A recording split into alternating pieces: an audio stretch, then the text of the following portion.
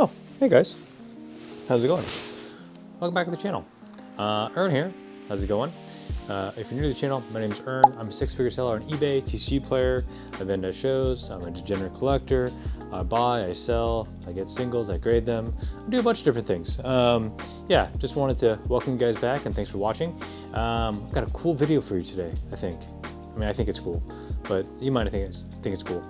I spent the last 2 weeks chronicling really everything that I've purchased since 2020. I will admit something. I have been buying slash holding for long term slash investing since 2020. So I was thinking, with all the content that's being produced these days on YouTube and all this investment talk, and you should buy this, you should do that. One thing that's really bothered me for the last few weeks is, does anyone even have anything that they want you to buy? So I figured I'd make this video to kind of walk the walk, as they say, and show you, I got a stake. I got some skin in the game. And really what this channel is about for me is just chronicling what I do as a buyer, seller, trader, whatever you want to call it. And hopefully it can bring some legitimacy to my business, what I do, and the content I produce in the future. So I hope you enjoyed this. My plan really though, is I'm gonna do this video series every 3 months. I'm gonna update this sheet. I'm gonna update the numbers. I wanna show you what I buy. I'm gonna show you what I sell.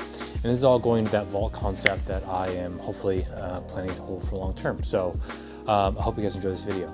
Real quick, let's talk about a disclaimer. Okay. Annoying, preachy dad advice, disclaimer time. What I do works for me.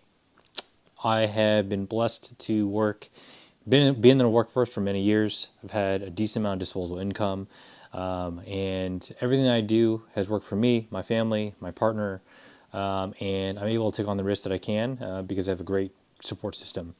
By no means am I ever going to sit here and say, you should do this, you should do that, you should buy this, you should buy that. I think a lot of that advice is honestly lazy and dangerous, especially coming from people who don't actually walk the walk. They don't have skin in the game. They don't actually have the stuff that they're talking about. I would say just be very careful with your money. At the end of the day, it is your money, not anyone else's. What you gain is yours. What you lose is also yours. And so my videos really are about showcasing to you what I decide to do with the information I have. And I hope that through this, you can learn a thing or two. And if you have any comments or questions, please let me know. All right. Okay, cool. Hey guys. So at this point, you've got the intro, you got the disclaimer, you heard me rant. Now we can get into the meat and potatoes of this video and what we're talking about. So first, I thought I'd start off by showing you a breakdown of my existing vault and explain to you what the vault is. So going back in time, long ago, I used to buy sets and sets of literally everything that came out.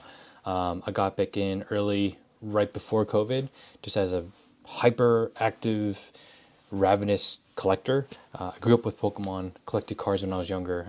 Never really had the means growing up to continue that hobby. And so as I got older, had disposable income, I decided that, hey, why not just buy a bunch of cards since everyone else is doing it? So I spent a lot in my early days as someone newly introduced into the hobby. It wasn't until 2022, I would say the end of 2022, that I realized the hobby's expensive and I should probably start selling some of the stuff I have in order to buy the newest sets in Sword and Shield and that sort of thing. So I'm proud to say at the end of 22, early 2023, I made all my money back, and everything that you see is actually rolling profits. I'm playing with house money. And that's important to highlight because my risk profile and what I'm able to do is a lot different than someone who is trying to invest and trying to make money flipping. I don't have to worry about paying the bills with my cards. I don't have to worry about buying food. I don't have to worry about paying rent. So what I do works for me, and I think it's really important for you. It's going to be easy to compare and say, I want to do this. I can't believe you did that. But at the end of the day, like, all of us are different, and it comes down to your goals and your circumstances that determines what you should be doing with your money in the hobby. So that said, let's talk about my vault and my breakdown of what's in it. So the largest holding would be Sword and Shield, followed by Sun and Moon, Scarlet and Violet, and then X and Y. And I will caveat and say there are things in the vault that have been in there for 3 or 4 years at this point. I'm incredibly bullish and excited about some of the stuff I have on there, like Cosmic Eclipse booster boxes. I don't think I'll sell them anytime soon, but if the right opportunity came and they they go to 2 or 3,000, I might consider selling one or two. So let me talk about what exactly is the vault. Everything in here is, the goal is to have a long-term hold. It's at least 2 years. I can see myself holding some of the stuff for 3, 5, 7, 10 years maybe. I think I have a team up box that I bought in 2023. I can see myself holding that until 2033. And so I approach this is all stuff that is not existing inventory. It's not my existing collection. It's all things that I would consider selling or trading in order to get newer product. I guess you can call that investing. It is investing, but I don't really preach that. I don't talk about that. I just think of it as, here are products that I have access to that I hold in my vault that I can eventually sell to further grow out my business, my inventory, my collection, that kind of thing. So again, my risk profile is different. I am doing this because I'm trying to grow my inventory to the point where one day when I hand it off to my family or my daughter, I would love to roll this into seven figures one day. That would be amazing, right? But we're not there at this point. Where was I? An item must grow at least 50% before liquidation. Now this is a new rule that I kind of put on myself because I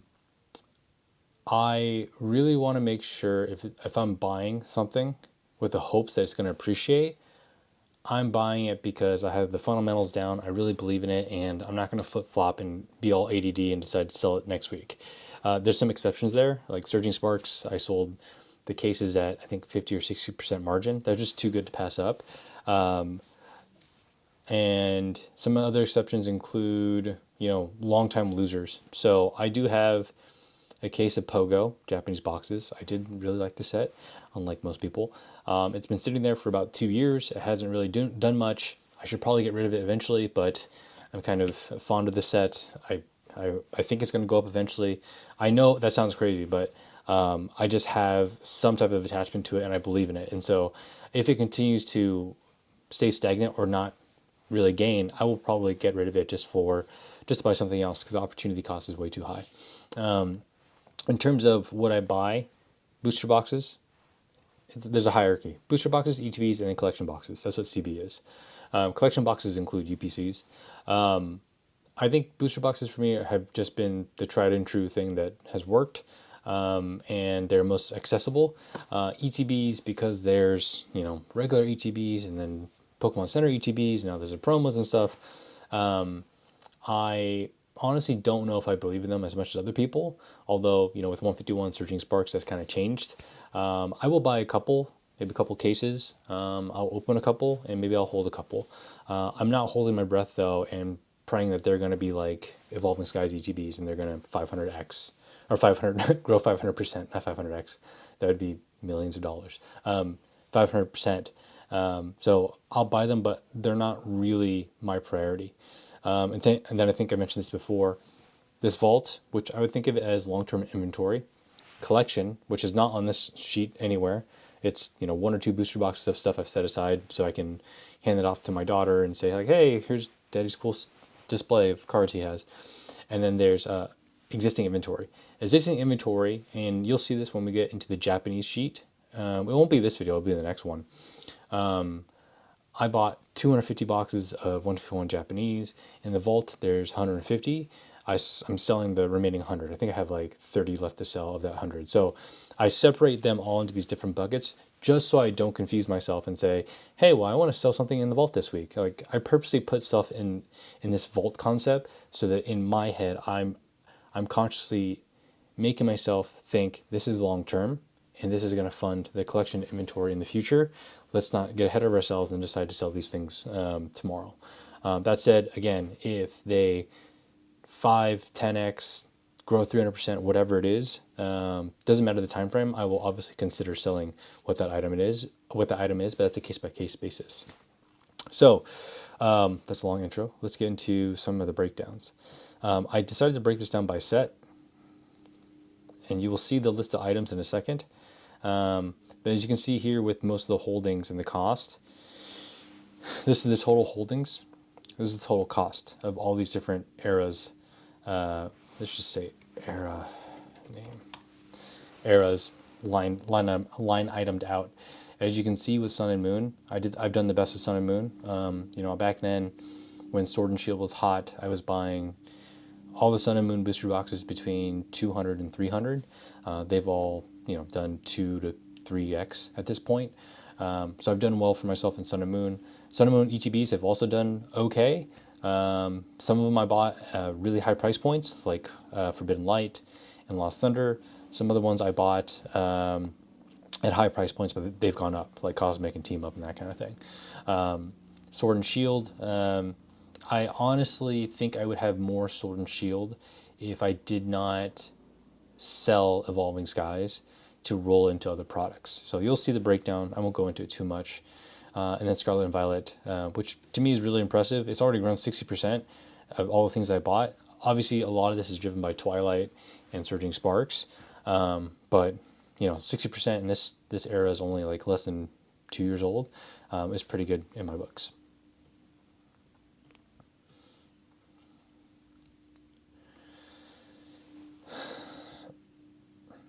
Okay, this is a picture for the lazy like me. This is the holdings in a pie graph. I just decided to visualize this. So if you wanted to see like what's the makeup of this vault, here's the breakdown. Here's what it looks like. Yeah, that's about it. And let's go up to year breakdown. I would say this is not as helpful because it doesn't tell you what I bought. It just tells you when I bought it. It also kind of ignores the fact that I could have bought Sun and Moon in 2023, which I did. So I just decided to break it down by cost so you can see my spending habits and how that changed over time. These 2 years, what's really interesting for me is I focused a lot more on reselling. And so the items that are in the vault and the cost that they were to me is much less because I was just selling a lot more. Nowadays, though, I have built my business up. I sell, you know, multiple six figures now. I'm able to kind of invest more into the sets of 2024, and I'm buying a lot of Scarlet and Violet and Sword and Shield as of this year. So I thought this would be pretty cool to show. Yeah, let me transition. We'll get into the first sheet. Okie dokie. To make this easier, I'm going to break this down by era. It's probably the easiest to digest and analyze. There's there's honestly a lot of cells. I think all in all, there's like 90 or 100 different lines of stuff. So I'll go with the easiest. First is XY. You know, did I mention this before? I don't know. I'm recording this in different chunks. So if I start to repeat myself, it's not because I'm crazy. It's because I'm crazy. I had some X and Y stuff, booster boxes, evolutions, ancient origins, roaring skies. I ended up selling them when they did well, and you know, roll that over into Sword and Shield, Sun and Moon, that kind of stuff.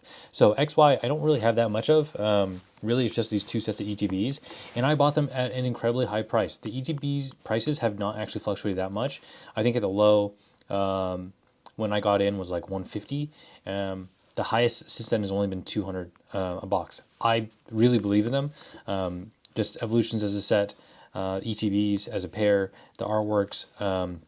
I'm going to hold on to these and see how well they do. And if I'm holding on to them for the next 5 or 10 years, so be it. But I think for what I paid, excuse me, and what they represent, I'd be happy with. I'd be happy if I kept these in my vault. Okay, good old Sun and Moon. So there's a lot of cells. I'm sorry.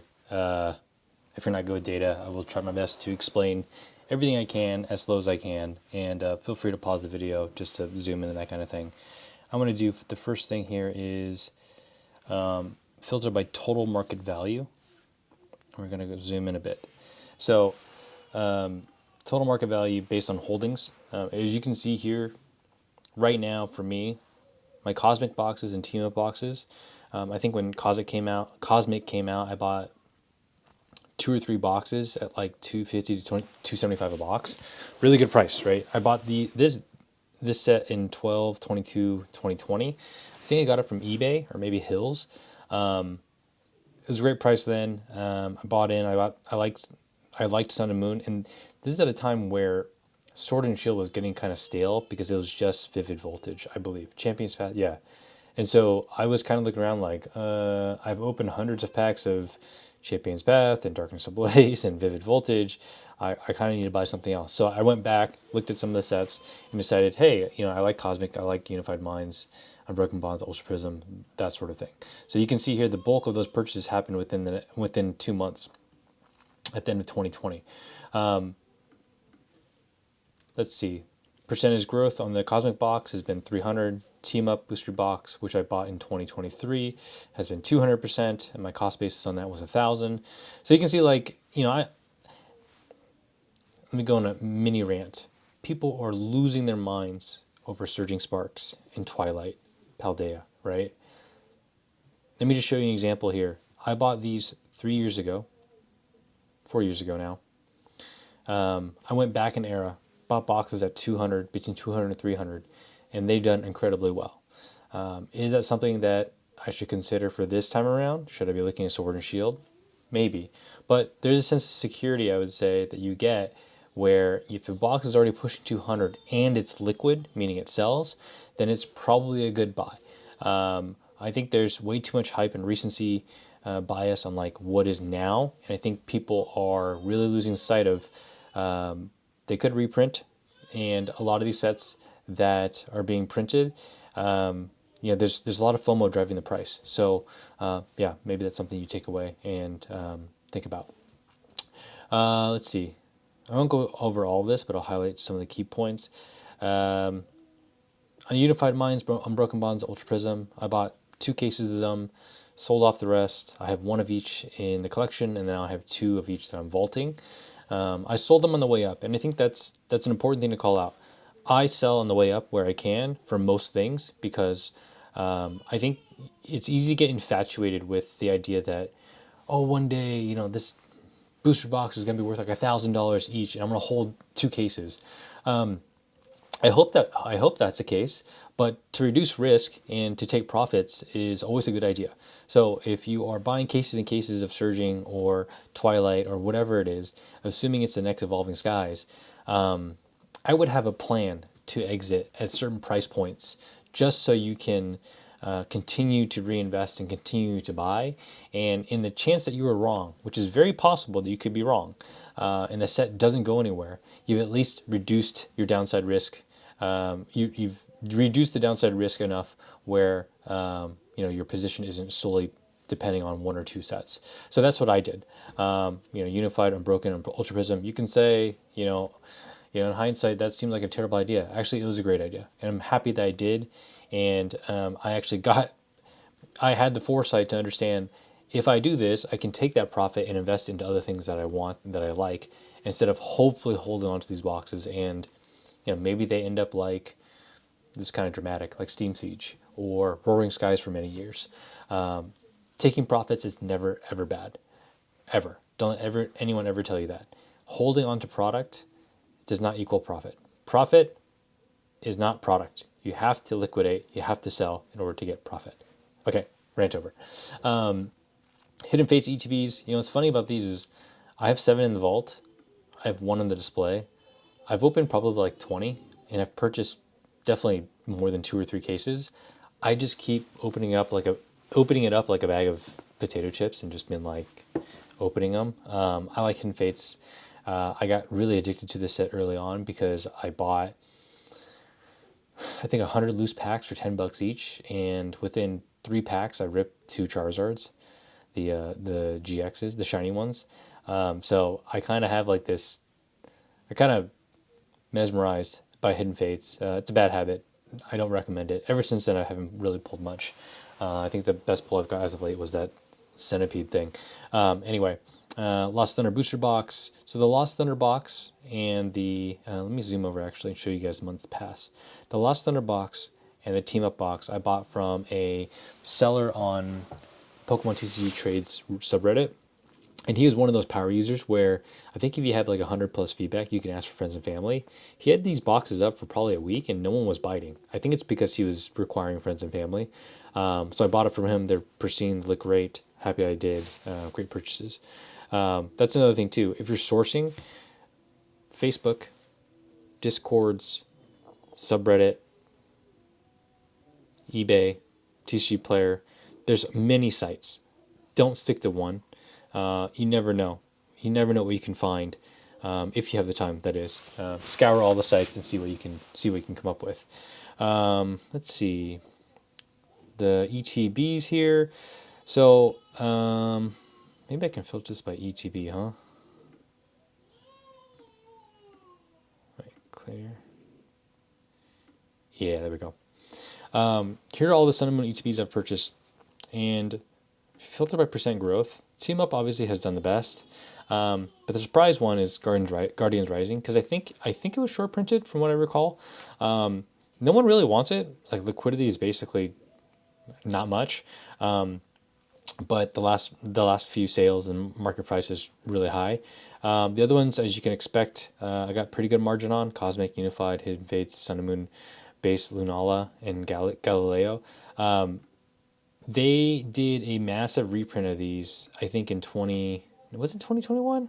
No, I think it was 2022. I guess they found like a stash of them somewhere and distributors had them. You could not sell them you could not get rid of them for like 40 or $50. They were everywhere. So I ended up scooping up a bunch, but I don't think that date's right. Oh well. Some of the buys here I got burned on. Burning Shadows ETB, I bought at 95 a box. They're at 115 now, and you're probably saying like, you got burned on, it's 20%. It took almost 4 years for me to get that 20%. Burning Shadows ETBs at the time, and really all Sun and Moon ETBs at the time, seemed like a great buy because X and Y ETBs were popping off. Granted, from what I understand, the print run for the X and Y ETBs were really low. People weren't really collecting them. So I tried to make a play, and I thought, Sun and Moon ETBs are gonna be the next X and Y. I was definitely not exactly right, and I overpaid for some of this stuff, like, let's see, Forbidden Light and Lost Thunder ETBs. They've gone down in price. Shiny Legends ETBs, which you would expect it would go up because the Mewtwo in a PS10 is like $800 now. No, it's gone down like 9%. So, I'm kind of burned on ETBs, even though I've seen significant gains. I'm not as bullish, I think, on Pokemon Center ETBs as other people. I don't hate them, but I am wary of, diving head first. I was going to say something else. What was I going to say? Something else. Shiny Legends. I forget. Yeah, so those are the ETBs. Let me flash the booster boxes real quick. And I'll do percent growth. So, Burning Shadows. I have one box left in the vault. I bought 4 cases. I've opened all of them, sold off the boxes individually throughout the years, and this 2020. This was purchased 46 months ago. I thought Burning Shadows was going to take off because of the Charizard that's in it. I guess it was already priced in at a really good price for people at that $300 mark when I bought the boxes 4 years ago, and that was, I think, it was the most expensive box at that time out of all the different Sun and Moon boxes outside of Team Up. Same with the ETPs, they haven't really done much. Burning Shadows now is hovering around 450, but I don't think that actually ended up happening until last year, as I was watching the prices pretty religiously. So not all the boxes you buy are going to be home runs. Some of them are going to meet different price point resistances. Some of them just aren't going to appreciate as much as you think. Let's see what else to call out here. I think that's it.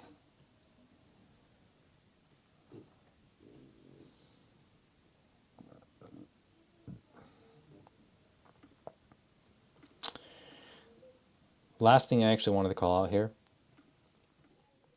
I sorted this by month pass, so follow along with me on this left nav. This is how long I've held some of this stuff. I'm pushing on 4 years for some of these boxes. Only 3 of the items are under 3 years. And so as you think about investing, putting your money, parking your money, this is what it looks like if you're committed to the long term. Granted, again, I'm in a way different position than most people. I can take a lot of risk. I've moved multiple times. I've done a lot of different things since I've purchased all these things. I never imagined back then that I'd be buying it and making a video today and showing all the gains. I honestly bought a lot of this because, yeah, I saw some appreciation value, but I am a collector.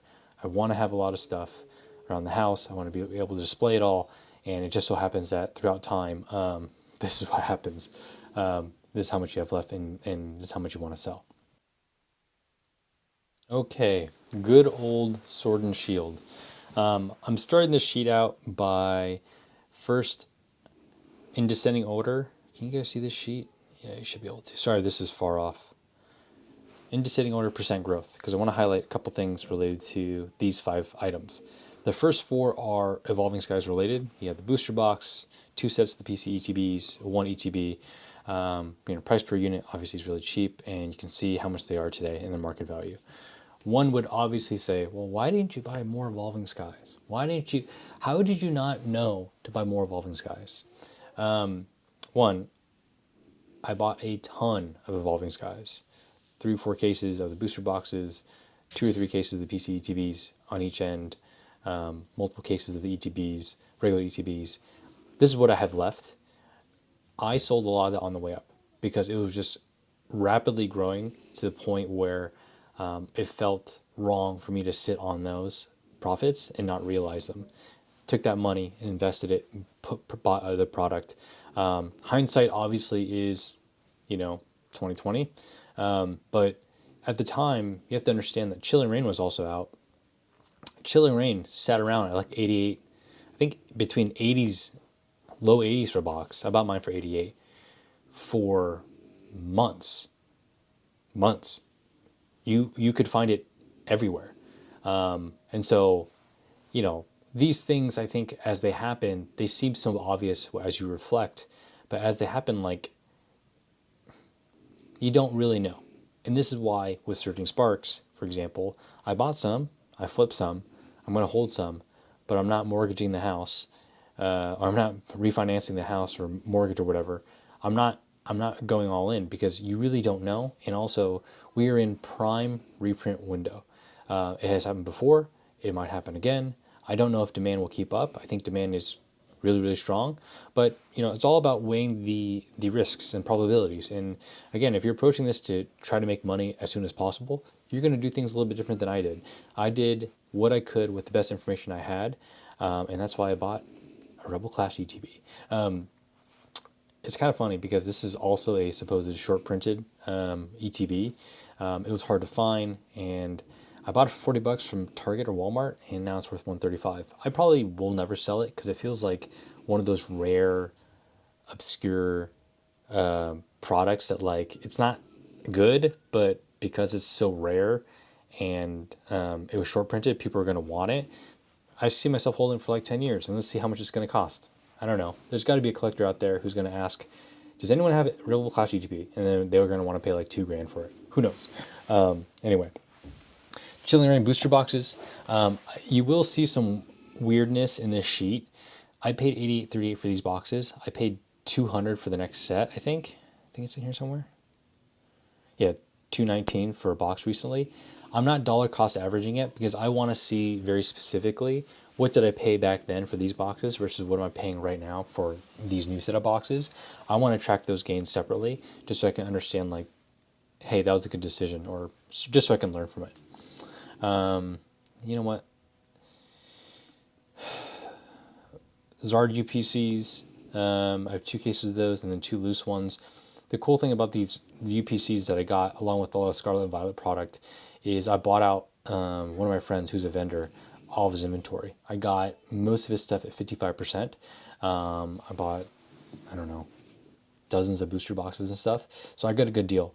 And because of that, my cost is so low, I figured, that's great stuff. I would just want to park, so I don't have to buy more UPCs or open them. Vaporeon VMAX collection. Don't really need to say much about that. Great product. Jolteon, Flareon one. I think these are fantastic just as display. They're huge. They got the jumbo. They got the promos, and they have Evolving Skies, I believe. So I don't know. I'm going to hold on to them for a while and see how well they do. Hopefully they go up to several $100. We'll see. There was a big reprint that happened, and so there's a lot of this stuff out there, but you never know.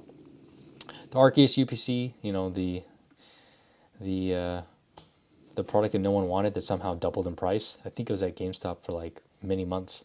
You could get it for $80, I think, during different promotions. Now the box is going for $195, I guess. I don't know. Champion's Path EGBs. Actually, what do I want to do here? Okay, let's just go down line by line. Champion's Path EGBs. I was fortunate enough to buy these at around retail, 55.32. I bought 200 packs of Champion's Path. No, 100 packs from Champion's Path loose from Collector Store. Did not pull a single Zard. Any of the two. Either of the two. I think it was like 2 years later, I decided to open one. I decided to taste my own product. I opened up an ETB, got the Rainbow VMAX. Cool. Excited. 6 months goes by, and I got bored again. This is why you don't buy a bunch of stuff and have it in your vault or collection. You get bored and you like to rip. I opened it again, and I opened up another one. I got pulled another one. So I pulled two ETBs after I had already opened up 100 packs. So go me. And now we're going to get into, let's see, Lost Origins booster box cases. I bought these at the recent reprint last year, 17 a box. I mean, they've already gone up 70%. Yeah, I don't think I'm going to go through everything. I'll slow down so you can pause if you want to go through line by line. Let me just highlight the important ones. Battle styles. I was a battle styles believer. I was able to get it at 53.28 a case. Look, it came after Vivid Voltage, had a full art Urshifu, it had the Drunken Sleepy T-Tar. What's there not to like? Turns out that nobody else agreed with me. I have very questionable taste sometimes. Pogo stuff, and also battle styles. I've held on to these for a while. Cost basis is so freaking low. We'll see. I can see myself selling them just because the set, I don't think anyone really cares for. But again, cost base is low, and that's the most important thing. Celebrations ETB case, that's gone up a bit. I bought 4 of those. Let's see. Oh, let's talk about these two. So if you're unaware, there was an ultra premium set that had the big box that had this. Basically, these two combined together. They had 2 of the gold promos, a bunch of packs. And then, later down the road, Pokemon Company decided to make a box for each Zacian and Zamazenta. At the time, it was a great buy because I think it was a unique product, and it came out at a time where I think the best packs were Vivid Voltage, or maybe Battle Styles, I forget. Turns out, nobody wants this product. I think they look beautiful. I think they look awesome. They are an odd ETB shape. I think they're a bit different than the Pokemon Center ones. But yeah, they're the first ETB plus items they've ever made. They cost me $60 each, $240 for a case. I'm probably gonna end up selling this, to be honest with you guys. I've had them for what, 47 months, almost 4 years. I bought them 4 years ago. 2 weeks from now. I don't know. I think it's a cool product. And these are the decisions that you got to make, right? It seems so obvious now what you should buy. Back then, it wasn't so obvious. And so hopefully you can learn a thing or two by seeing the things that I bought. Like, again, I was a collector, so I like to buy everything. But I did bias for things that I found were unique. Turns out most unique things people don't want unless it's a booster box, ETB, or UPC. So, let's see. The rest of this, I don't think there's much else. Let me filter this by time. I think that would be very helpful. So, month passed. Oh, actually, there's one thing. There's 2 things. I want to pull up Rebel Clash booster box because one of the arguments I hear a lot is just buy a little bit of everything. I can understand why you want to do that. if you don't have the time, you're a little bit lazy, you just want to deploy your money. The challenge in that is there are sets that are definitely duds.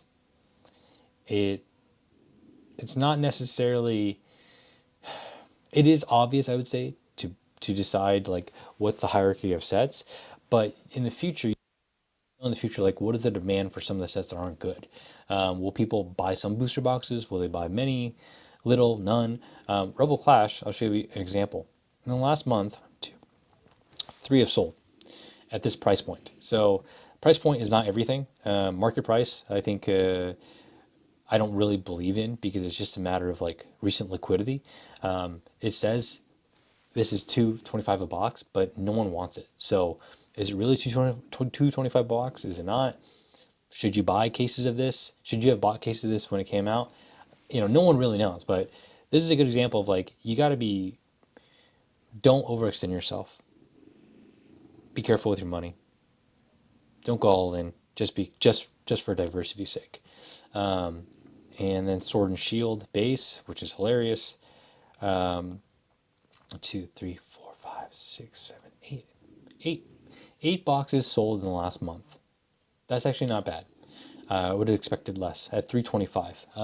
Both the sets, their top cards in a PSA 10 are what? The Marnie is like 60 or 70 bucks, and then in Rebel Clash, what is the top card? The Giovanni card? I don't even know.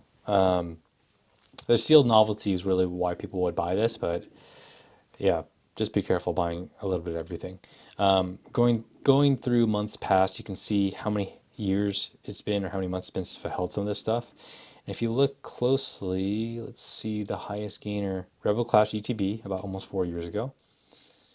Chilling the Rain at launch, or maybe that's a little after launch. I don't think that date does not look right. Chilling Rain did not come out that time. Let me look this up. Chilling Rain release date. 6. Oops. Evolving Skies. Wait, these dates are definitely wrong. Sorry, I have to do this. August, okay. Yeah, all this was done by hand, so if there are errors, which I'm pretty sure there are going to be, I have to fix them. It's going to drive me mad. I'm just going to say this 27th, 28th. Evolving Skies. What's this? Oh, the Pogo stuff. My Pogo ETB case that I bought at launch, I thought it was a great buy. It's still in stock. But yeah, if you know, you know. If you know, you would have done something different, is what I should say. Cool. I think that's it for Sword and Shield.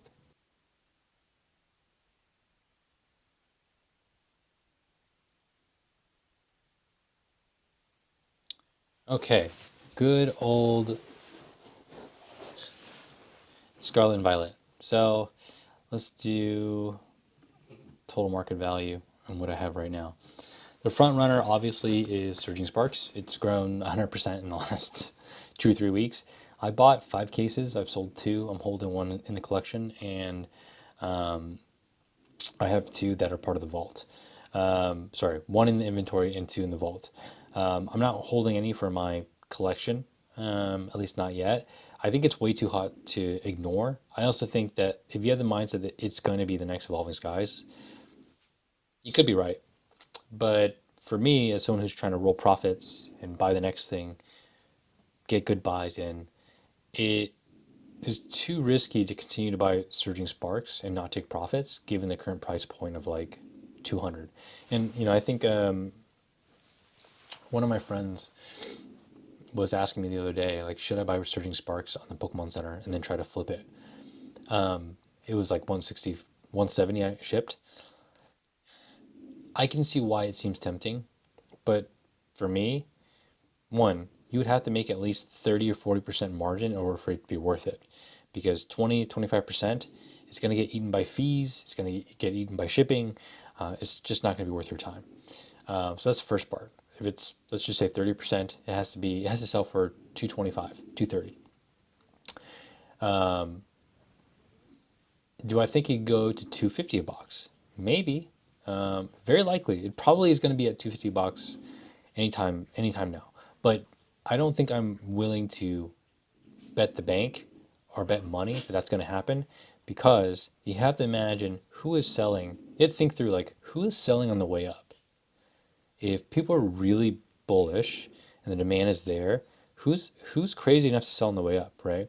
And when the boxes hit 250, are there going to be enough buyers to support that price?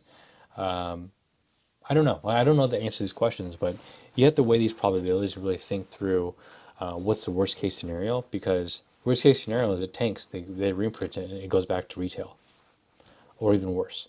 That's possible. So it's not about actually being right. It's about making the best decision based on your risk profile, your circumstances, and consistently doing that. That'll lead to some type of consistent growth in, if you plan on doing this. Anyway, Surging Sparks, Scarlet Violet boosters. This is a note. Fred's my friend. I bought out his inventory. I was able to buy his cases at really cheap, 300 a case, which is $60 a box, $50 a box. Paldea Evolved, holding two of those. Mew 151 UPCs, holding 8 of them. I wish I had more, honestly. Really kicking myself. But they're big. They're big boxes, and who would have thought that 151 was going to explode this much, right? Twilight, holding a case of that. Paldea. I have 5 loose boxes on top of the booster box case. I'm starting to pick up Stellar Crown Paradox, so I added 2 cases of those. And by the way, I buy at whatever I can get it at, websites and stuff like that. I don't have distributor access. I don't get hookups.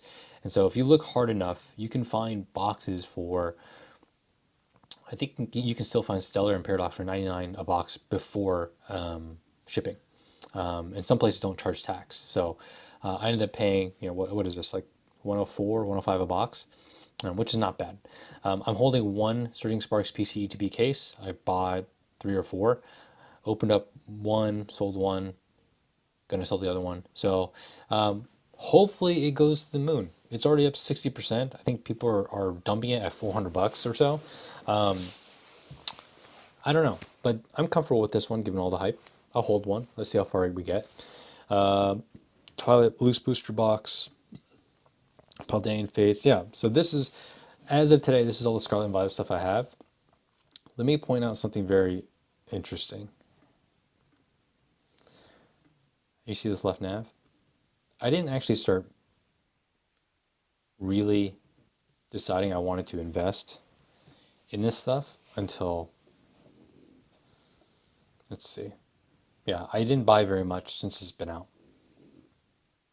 That's important to realize. Like, it's not always you should buy sealed at all times because that's the thing to do and you're going to make a ton of money.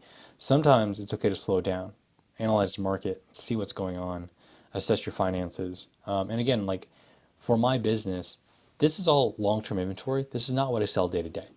This is all stuff that I'm parking, I'm purposely waiting, and hopefully it's going to go up and I can sell it off, trade it off for other things. Yeah, anyway, I thought that was an interesting anecdote I just wanted to call out. So, with that said, I think we're good here. Okay, well, that's it. I hope you guys enjoyed that video. This is probably like a 45, 50-minute video at this point. Hopefully some of that was helpful. Again, I'm planning on doing this every 3 months or so, updating you guys on what I buy, what I sell, what's in the vault. And yeah, hopefully you can learn a thing or two. And if you didn't, let me know your thoughts. Comment below, ask questions. I'm happy to clarify anything that I did and that sort of thing. So appreciate all the support. Thank you for watching, and I'll catch you guys later. Peace.